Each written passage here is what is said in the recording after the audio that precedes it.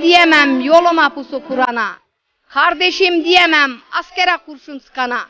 Senin askerin paralı, benimki vatan sevdalı. Korkmuyoruz, korkmuyoruz, ezeriz dağda yılanı.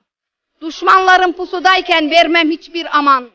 Türk askeri güçlüdür, yılmaz hiçbir zaman. Her zorluğu yener, yener göğsümdeki şeref ile şan. Korkmuyorum ölümden, vatan için inan. Şehidimin kefeni, ay yıldızlı bayraktan. Hangi yöne baksam, sen oradaydın. Hem gökyüzünde, hem karadaydın. Ne analar gördüm yanıp kavrulan, ne babalar gördüm külü savrulan. Ağlıyor Çanakkale'de şehit dedem derdinden. Fermandır yazılan, oğul geç kalmaz sen. Utanın Küheylana gem vurmaktan. Yorulmam dinlenmem atam yolunda koşmaktan. Ar ederim evladımı Avrupa'ya borç.